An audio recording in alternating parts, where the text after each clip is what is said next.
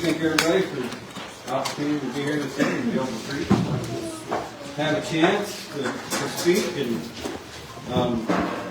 it's hard to pick a lesson or do one, but at home you can carry on. This is a 3 weeks worth of lesson. I'm trying to figure out how to do it one evening.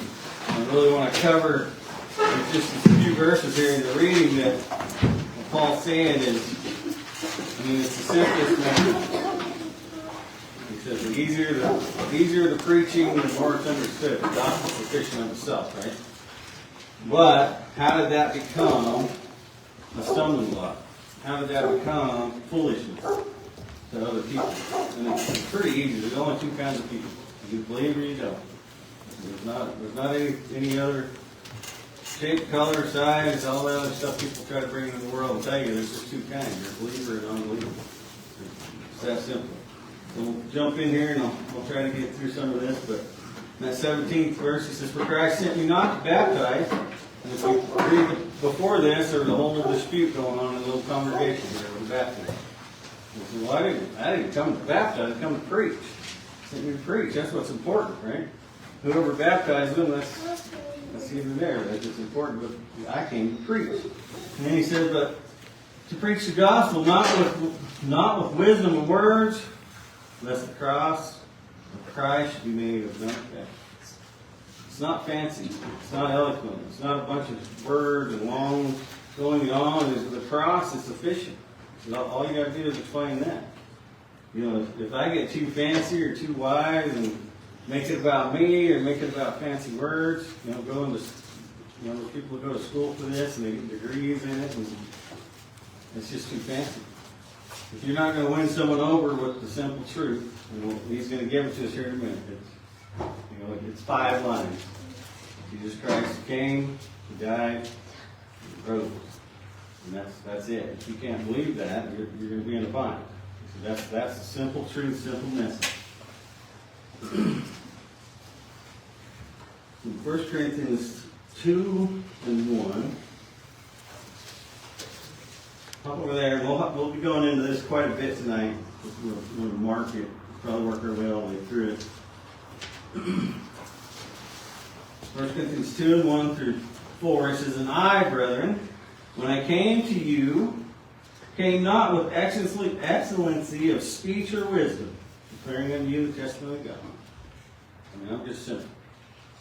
I don't have no fancy words. I'm just a working guy. Right? I come to you nothing fancy. "For I determined not to know anything among you," so not to get fancy here, "not to know anything among you, save Jesus Christ and Him crucified." That's it. That's His message. Jesus Christ and Him crucified for your sins and wrongs. "And I was with you in weakness and in fear and much trembling." I'm just like you. There, I was fearful. I'm scared like you were. I was trembling. So then my speech and my preaching was not with enticing words of man's wisdom.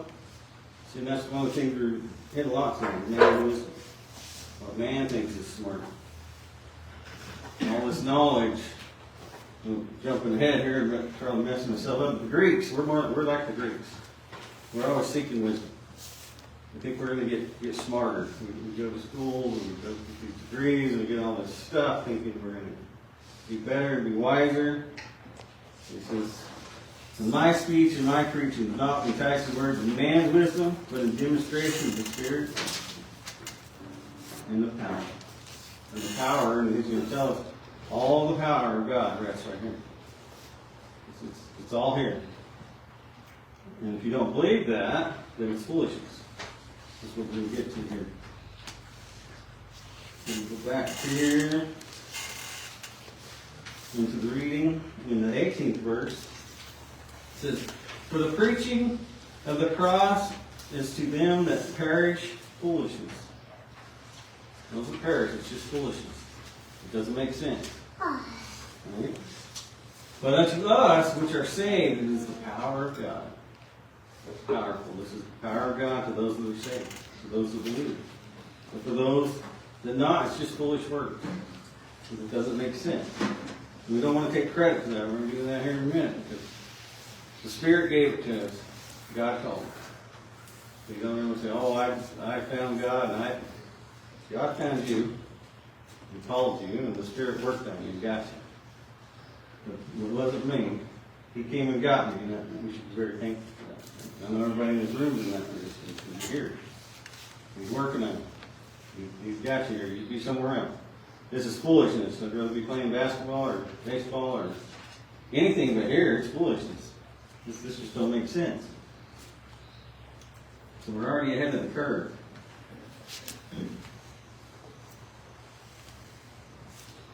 We're down to 1 Corinthians, back to where we just said we were there a second. 1 Corinthians 2 and 14, we're just going to read one verse. Because it says, but the natural man receiveth not the things of the Spirit of God. This natural man can't receive it. It's just not our nature. It goes against the things, it goes against our evilness. We can't do it. The natural man receiveth not the things of the Spirit of God, for they are foolishness unto him.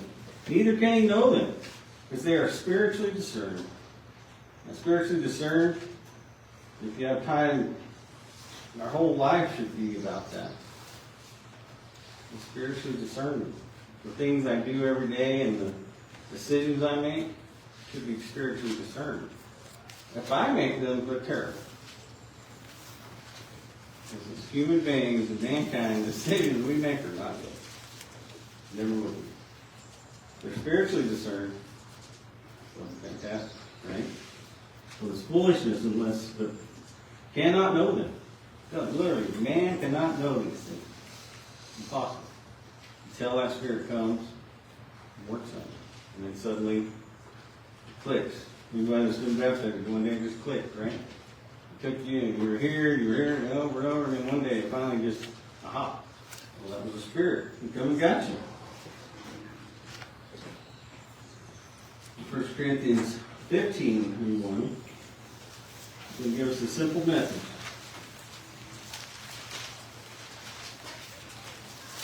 People say, I'm not learned enough, I don't know enough.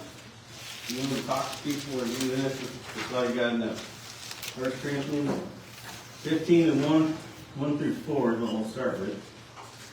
Moreover, brethren, I declare unto you the gospel, which I preached unto you, which also ye have received, and wherein ye stand, by which also ye are saved, if ye keep in memory what I preached unto you, unless ye have believed in vain.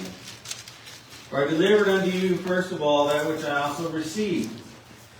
This is what I received. This is what you received. This is what you delivered. How that Christ died for our sins according to the Scriptures. He died. And then he was buried. And then he rose again the third day according to the Scriptures. And that he was seen of Cephas, then of the 12. After that he was seen of above 500 brethren at once, of whom the greater part remain in the present. But some are called to see. You can just, that message is all you got to get. Christ came, back to the sins around. He was buried, and he rose. The message is sufficient. If the Spirit's working on that person, that's all they need to hear. That's what Paul said. This is all I brought to you. This was my whole lesson. It was right there. It's pretty amazing. So kind of what we're doing is how did the simplest, wonderful message in a minute turn into a stumbling block? Turn into foolishness for people.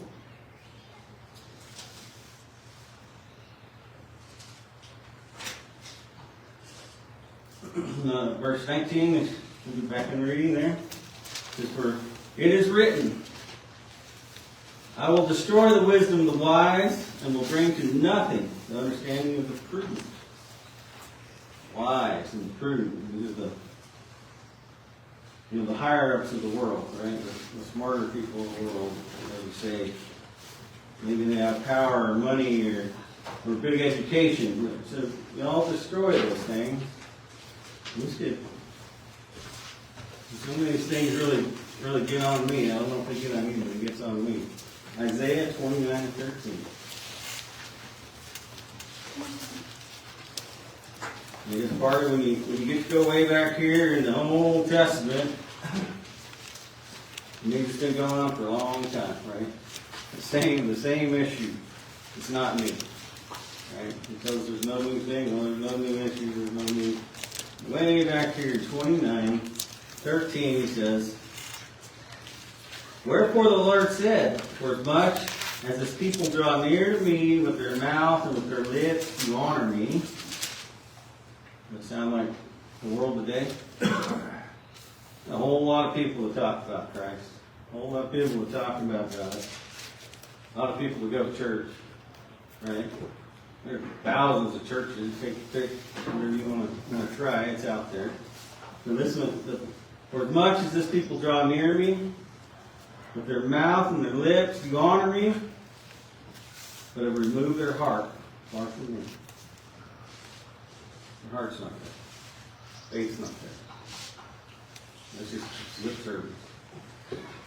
Right? You dress up nice, you go to church, everybody sees you, and they know you were there. See you in your nice car, and your nice clothes, and day in and day out, what's your heart? Who's after your heart? You don't care what you look like. You don't care what you wore today. You care what your heart's got. And this next part, and their fear toward me is taught by the precept of men. I ain't gonna lie to you, that one, I never figured that out. So just when I read it a couple weeks ago, it finally clicked. You take that. Their fear toward me is taught by the precept of men. The precept of men, rule or principle, guiding behavior or actions, often based on moral considerations, often based on Scripture. Okay? So what it means is we've got, Americans are pretty proud of our court system, right? And if this justice system is court system, well, why do you need it? If you don't fear God. Our fear is because of men. I'm afraid to rob a bank because I might get arrested. I'm not afraid to rob a bank because it's wrong. That's what's happened to us. That's the whole world, the whole thing. We're not afraid of God, we're afraid of getting caught. It doesn't matter what you're doing, what you're thinking, what's going on. We have this whole court system to figure this out because the whole 10 Commandments we have in the church, I was pointing out here. He had to come up with that because no one was paying attention. Their heart was far away. So he's like, look, here's some simple rules. And you follow these. At least give this a shot. Because if your heart was here and you were fearful of me, you wouldn't do these things. Right? Take your sin. Pick any sin. Everyone in here has got a sin. Everyone has sinned different. Are you afraid of getting caught? Fearful of the Lord. That's what's precept of men. All the way back here, the only reason they're fearful of me is because they might get caught by man. And it's all the same today. If I could rob that bank, I would do it, but don't get caught. That's a stupid example, but it makes sense. But I did it, I wouldn't get caught. But you shouldn't even crash your mind because God's watching me. And yeah, He watches. That's what I should be afraid of. All the way back here, we're afraid. Therefore, behold, I'll proceed to do a marvelous work among this people. Even a marvelous work and a wonder, for the wisdom of their wise men shall perish, and the understanding of their prudent men shall be hid. We won't be able to even catch up to what I'm doing. Woe unto them that seek, and see this where he talks about, he's always looking. Woe unto them that seek deep to hide their counsel from the Lord, and their works are in the dark. You can't see me. No one knows I did that. I didn't get caught. And their works are in the dark, and they say, who seeth us, and who knoweth us? Surely your turning of things upside down shall be esteemed as the potter's clay. This next part of this is just, I feel like we're living it again today in this world. For shall the work say of him that made it, he made me not? The clay say that the potter didn't make it? Human beings say that God didn't make us all every day? And fight and argue, and first of all, you can't judge me, and you can't judge my actions. God didn't make it. turned it upside down. Turned it all. We weren't made, but we're shall the thing framed say of him that framed it. He had no understanding. No, that should be embarrassing. God made him, but he didn't know what he was doing. He messed up. Hopefully that rings some bells. Well, God made a mistake. God was wrong. That should be embarrassing. It should be absurd. As much as this people don't hear me, it's just not real.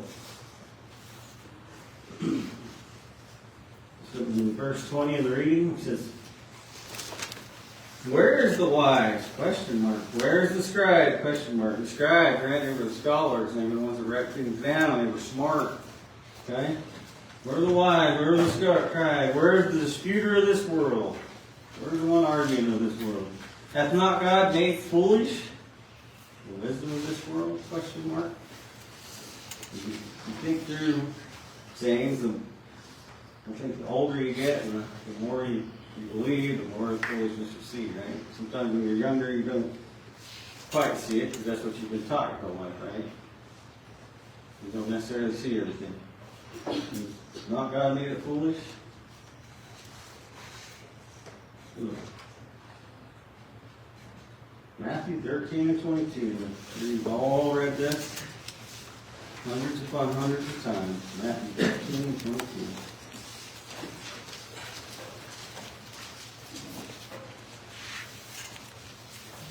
One verse of the parable. It says, "He also that receives seed among the thorns is he that heareth the word."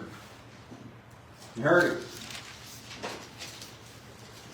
Right? You're supposed to hear the word, and you're supposed to believe the word. But you heard it. Heard the word. And the care of this world and the deceitfulness of riches choke the word, and he became unfruitful. The foolishness of the world, the cares of the world, I think are important. Right? This is the same thing. Name your deal. Everyone else has something lots more important. Your job, your money, your traveling, your what is it? The worries, the concerns, the bills, sicknesses. Not taking every life, but I mean, which one of them causes you to wander out? How many people? The same with the people back there that their heart is far away. Same thing happened here. You heard the word. You know what you should do. But this is more important. You think this thing in the world is more important. And I assure you, when you at a certain age on your deathbed, you're going to think back and go, wow, that probably wasn't very important. I probably should have been at church that day, or I probably should have been here. Those things that you miss. All of us are getting old. Like you missed this, you missed that, you missed that. And you're like, wow, how did that happen? Well, the same here. The cares of the world choke. It literally says it choked the word. It choked it. And let that happen all too often, right? We get the world choking. You may just stray a little bit, but for too long, you're going to be gone.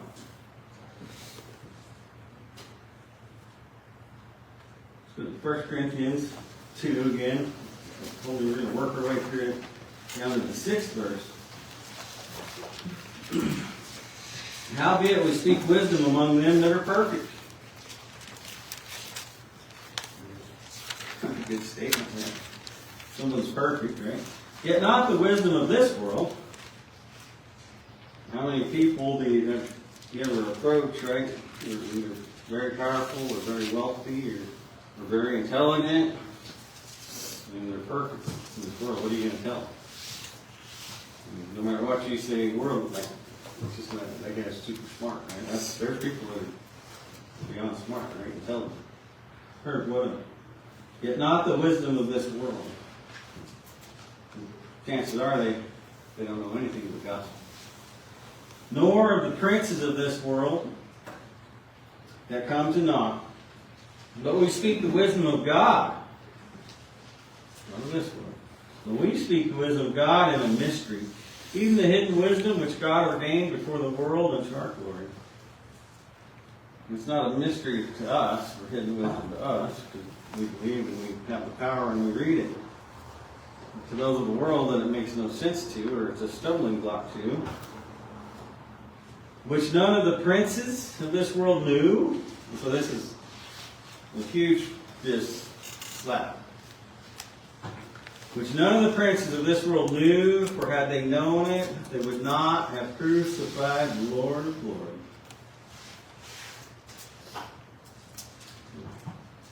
Think back there. They thought they knew everything.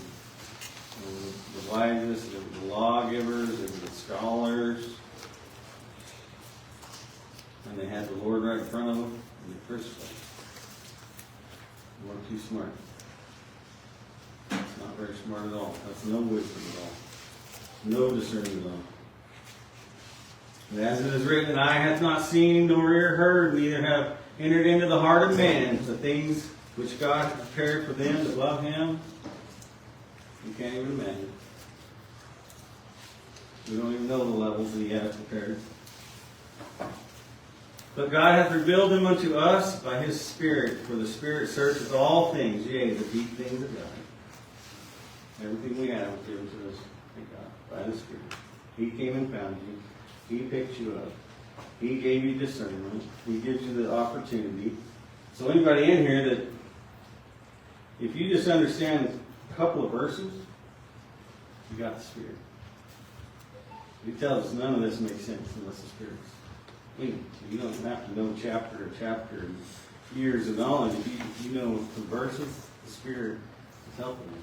The Spirit is giving you some discernment, giving you some teaching. Let's go to 1 Corinthians 3 and 18.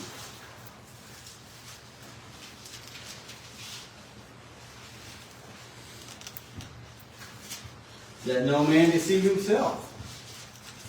If any man among you seemeth to be wise in this world, don't deceive yourself. How many of us think we're smart in this world? Think we're the best at this business, or we're the best at this job, or we're the best at everything? Don't deceive yourself. Let him become a fool, that he may be wise and righteous in God. For the wisdom of this world is foolishness to God. For the opposite. Right? This is foolishness to those that don't believe.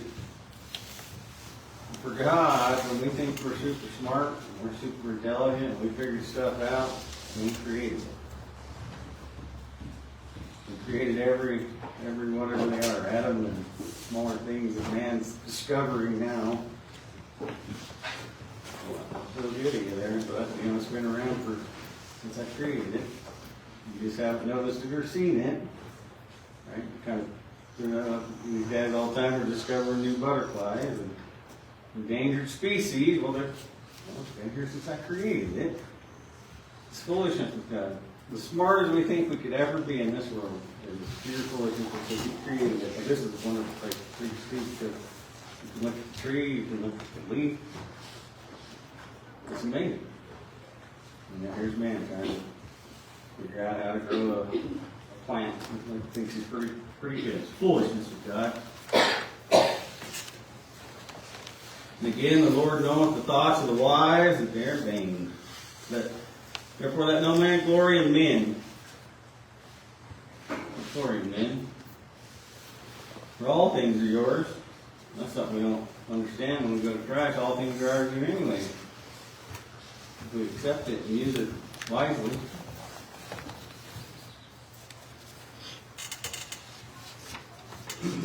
So the 21st verse of the reading. For after that in the wisdom of God, the world by wisdom knew not God. We just kind of read that. He was right there with them when they crucified Him. God and the world by wisdom knew not God. It pleased God by the foolishness of preaching to save them that believe. Simple. That simple message we just covered. Save people. That's all I got here. Simple message. He came, died for your sins now, He was buried, The road. That's all we got here. The foolish, simplest words, teaching you could give, is all that it takes to save them that believe. To save them that the Spirit's working on. To save them that God's already called.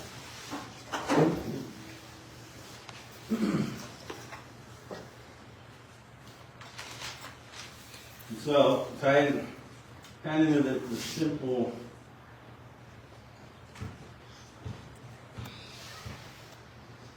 I'm going to skip Daniel. Go on into the 22nd verse. I don't really want to talk about this. For the Jews require a sign, and the Greeks seek after wisdom. This is all over in Scripture. If you read it, you want a sign. You need a sign. Why do they want a sign? Why do they want a sign? They want proof. Why do the Greeks seek wisdom? Why do they seek knowledge? And why does man, kind of like I said, I think the other day, we go to school for 52 years and get all these master's degrees and all this stuff. And those people that try to prove things scripturally, they want proof. And that defeats the entire purpose. Yeah. Same with that foolishness of faith. It's going to save you. It's not knowledge. It's not. It's faith. I want a sign. They just can't believe. Let's see how Jesus reacts here. Matthew 12:38. And all the Gospels say it just a little different. Matthew 12:38.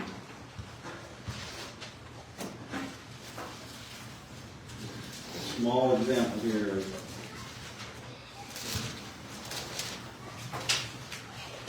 Well, 30 says, that certain of the scribes and of the Pharisees answered, saying, Master, we would see a sign from thee.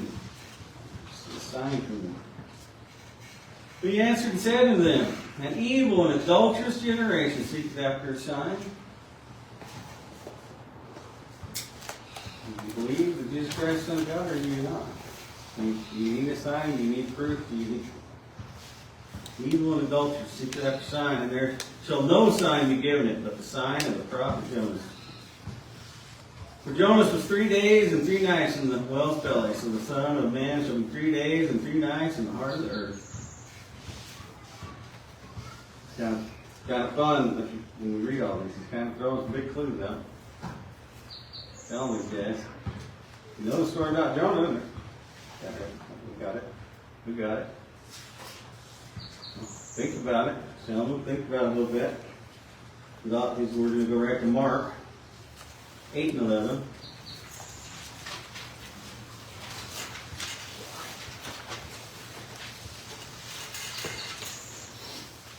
Okay, let's do this. And the Pharisees came forth and began to question with him, seeking of him a sign from heaven. You know, and all this time he's preaching and teaching and doing miracles and doing all that stuff. We just need a sign. I need a sign. That miracle was all right, but I need a sign. They're all asking for a sign. And in this area, I was going to, do we do this? This is Jesus. And he sighed deeply in the Spirit. They just keep asking. And they're not looking, they're not listening, they're not picking it up. He sighed deeply in the Spirit, saying, why doth this generation seek after a sign? Verily I say unto you, there shall no sign be given unto this generation. No more signs. I'm here. They're all on a sign, but standing at the top. There's no sign to give to this generation. I'm here. It's a pretty big sign coming. Huge. It's a huge sign. Fixing to be here. And he sighed in his Spirit. So what did that take for Jesus Christ to sign this week? Can you cut some slack here on the sign? We're going to hop right into John 2:18.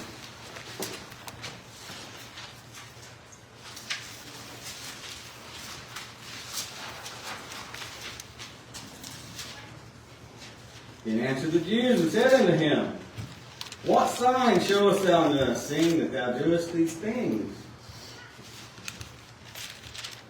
He's doing things. He's doing amazing things. What sign could you show us from heaven? Jesus answered and said to them, destroy this temple, and in 3 days I'll raise it up. Pretty big clue. Pretty good hint. Then said the Jews, 46 years was this temple in building, and that wilt thou rear it up in 3 days. What are they seeing? This world again. He's trying to give them some spiritual guidance and some clues and get into their heart. And how you can tear that temple down a little bit. Looking at worldly stuff, they can't see. They can't even grasp it. What sign? Well, that's a pretty big sign. Let's go to John 4 and 48. It's kind of an example, and I'm not sure if any of the brothers know this one for sure. Let me know. With this guy, I'm not sure if he got faith or what the sign he was looking for. John 4 and 48. You go to 47, it says, when we heard that Jesus was come out of Judah into Galilee, he went unto him and besought him that he would come down and heal his son, for he was at the point of death. So it's got to have a little bit of kind of faith going on, right? Here Jesus is coming, and heard he's doing some stuff. Then said Jesus unto him, except you see signs and wonders, you will not believe. That's all everybody's saying, right? One sign, one sign, one sign. Right here, this man says, the nobleman, this is one of the ones that's going to have a hard time believing, right? The noble, why is it? The nobleman saith to him, sir, come down, ere my child die. Jesus saith unto him, so that was a little bit different, right? Jesus told him, you don't get your signs and your wonders, you won't believe. The guy persists here. He said, sir, come down, ere my child die. Jesus said to him, go thy way, thy son liveth. And the man believed, said he believed. Again, if you read down a little further, it says the word that Jesus had spoken unto him, and he went his way. And as he was now going down, his servants met him and told him, saying, thy son liveth. Then inquired he, why does he want to know? Then inquired he at them the hour when he began to amend. And they said unto him, yesterday at the 7th hour the fever left him. So the father knew that it was at the same hour. And now he knows. That's a pretty good sign. He healed his son. Oh. Now where Jesus said to him, the son liveth, and he himself believed his whole time. It's still an amazing thing. Did he have faith? Did he have a son? Or did he have a sign? Did he have... But it's an amazing thing, and that's what he's talking about.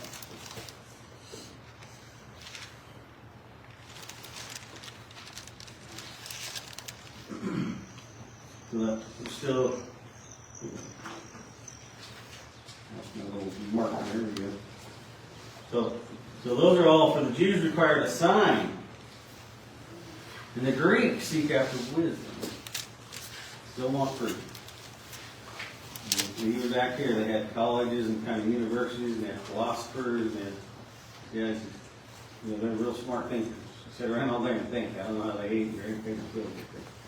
Around me, Acts 17 and 17.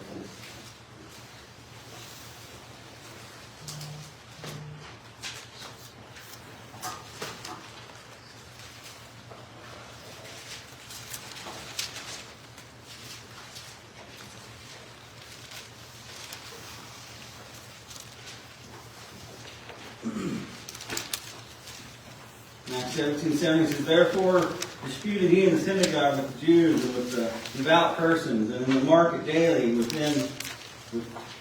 them that met with him.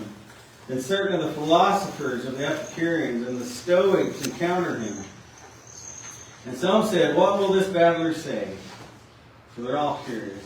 They all want knowledge. Now there's some, he seemeth to be a setter forth of a strange God. They like God. They had lots of them. This is great. This guy's got another one. Because he preached unto them Jesus in the resurrection. And they took him and brought him into Areopagus, saying, May we know what this new doctrine whereof thou thinkest is? For thou bringest certain strange things to our ears. This is great. This is great. This is another stuff we can write in another book, add to our library, right? Of man's wisdom.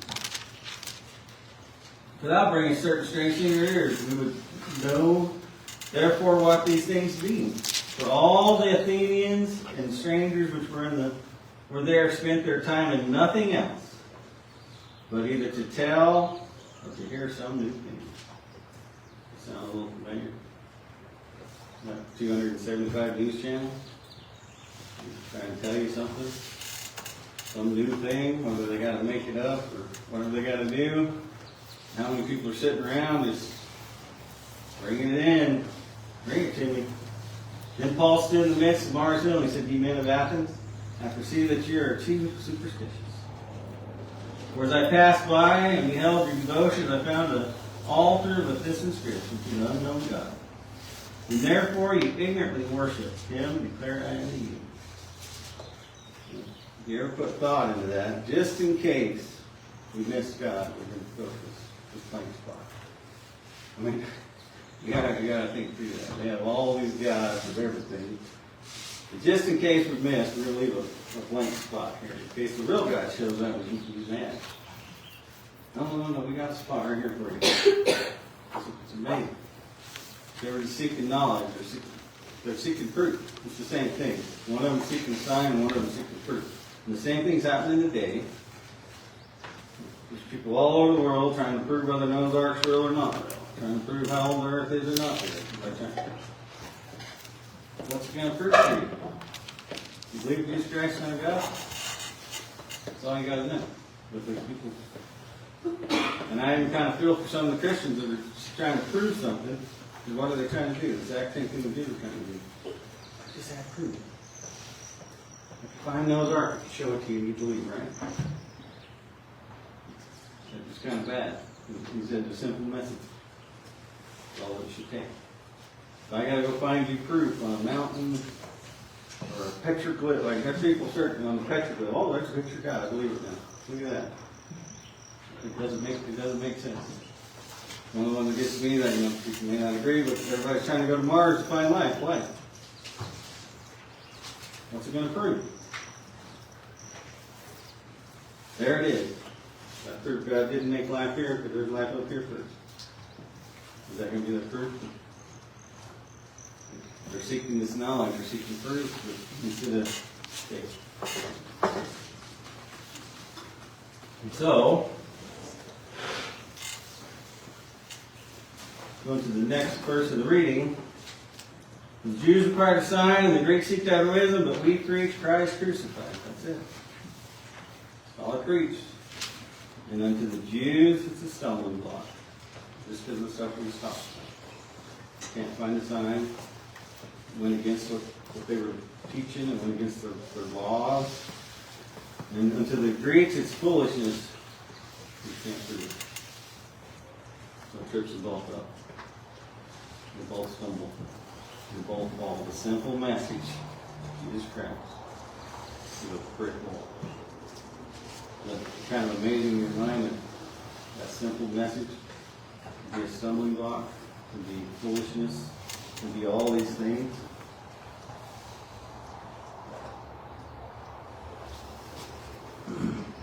Let's put Isaiah 8:14.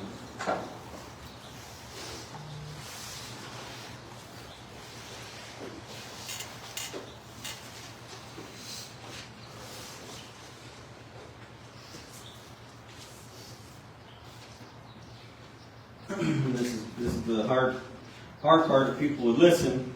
And he shall be a sanctuary. And it stopped. It's like he's crucified, should have stopped. He's sanctuary. If you were just taking, you take all your burdens, all your cares, all the world, be comfortable. But, there's a but. There's always a but. but for a stone of stumbling and for a rock of offense to both the house of Israel, for a gin and for a snare to the inhabitants of Jerusalem. And many among them shall stumble and fall and be broken and be snared and be taken. Rock wall, because I don't have to. Brick wall like that one there, but you can't go through it. Stumble and fall and breaks it.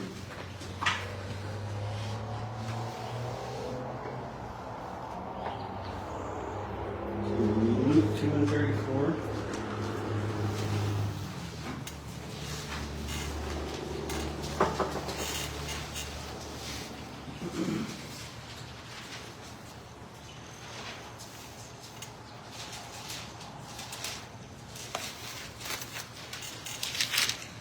So they're looking for a sign. They couldn't see it, right? Then Simon blessed him and said unto Mary his mother, Behold, this child is set for the fall and rising again of many in Israel, and for a sign which shall be spoken to him. The child right here is just going to be spoken again. They had this sign, but they wouldn't believe the sign.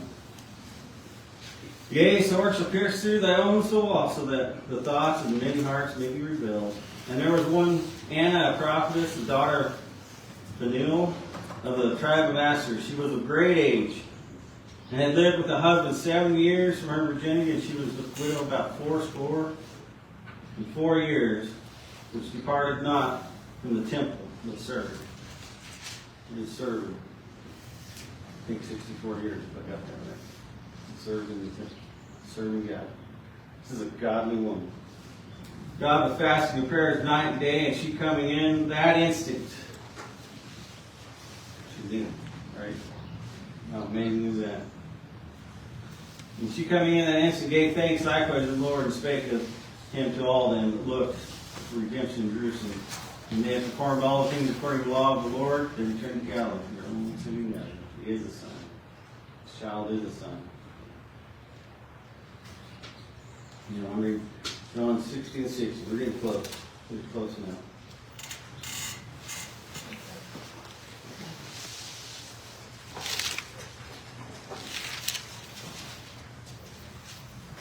I'm just going to read the one verse. We'll come back in a minute. And Jesus knew in himself that his disciples, 60. Many therefore of his disciples, when they heard this, said, This is a hard saying. Who can hear? It's a hard saying. Who can hear this? So we read all about the Jews and the Greeks, and we're kind of making fun of them here and picking on them. And when you read through this, it can hurt your heart. Really much can hurt your heart. So real quick on Galatians, we kind of want to, why is the cross such a stumbling block? Galatians 5 and 11.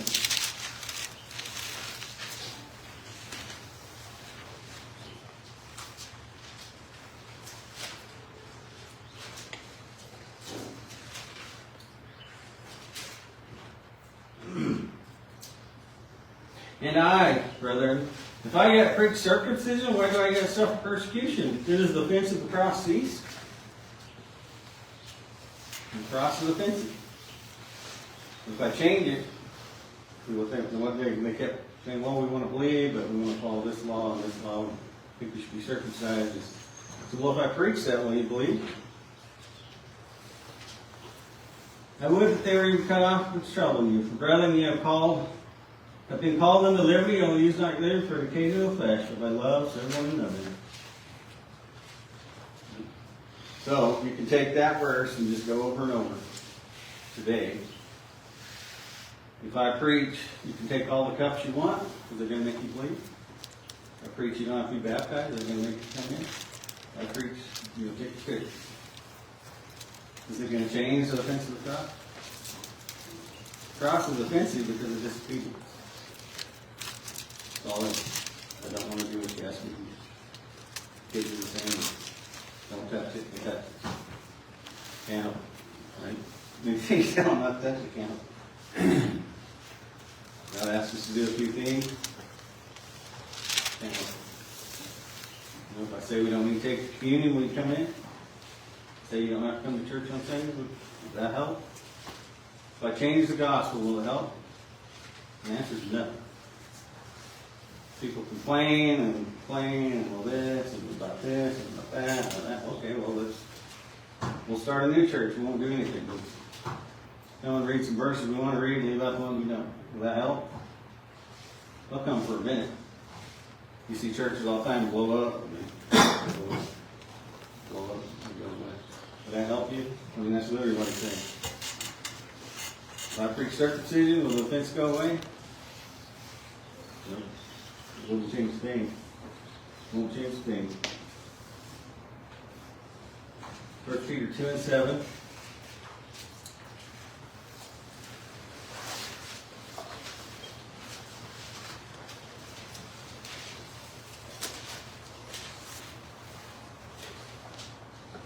And to you, therefore, which believe he is precious. Right? Believe he's precious. Unto them which, and this is where he says it right here, clearly, but unto them which be disobedient, the stone which the builder disallowed, the same is made the head of the corner, and a stone of stumbling and a rock of offense, even to them which stumble at the word, being disobedient, whereunto also they were appointed. Twice, they're disobedient. They stumble at the word. They don't want to follow it. They stumble at believing. They stumble at not getting a sign. They stumble because they're disobedient. Human beings are disobedient. That's why it's offensive. That cross is a brick wall. Jesus Christ died for us. We're disobedient. We don't believe, disobedient. We don't listen, disobedient. We don't read. It's just disobedient. It's that clean and that simple. One more and then we'll go back and we'll finish it up in John. 1 Corinthians 10:14. I read this earlier.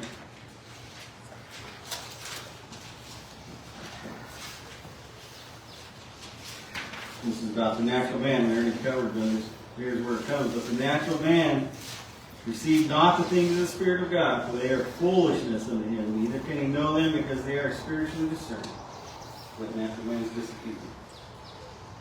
You can't know him, you can't follow him unless he's spiritually discerned. He's spiritually changed. His heart comes near. Okay, we'll go back to John now. John 6:53.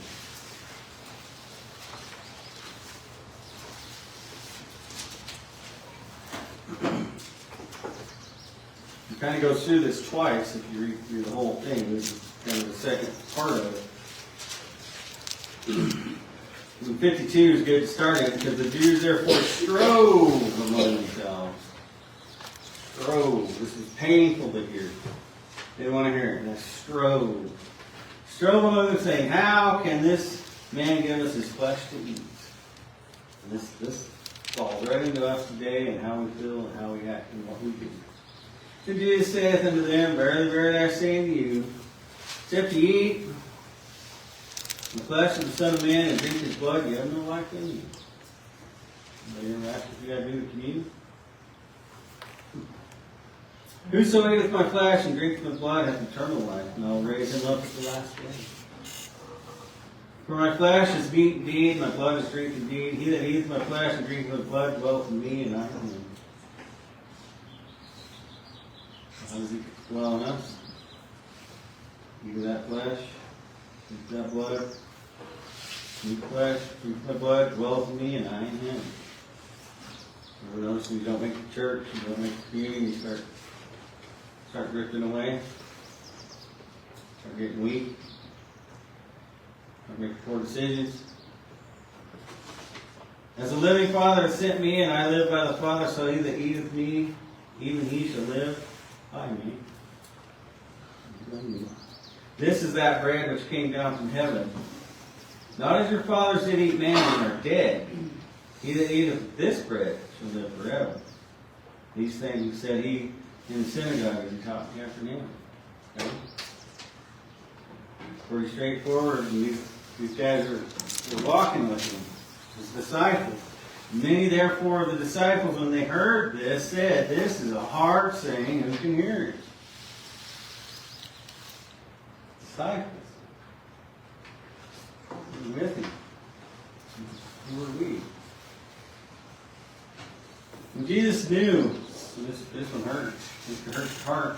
When Jesus knew in himself and his disciples murmured at it, he said unto them, doth this offend you? It's his disciple. Does this offend you? That you eat his flesh? You get his flesh? And I'll be in you and you be in me. Does this offend you? What and if ye shall see, so this is a beautiful verse. Think of this one. They wanted a sign, right? They want signs. What and if ye shall see the Son of Man ascend up where he was before?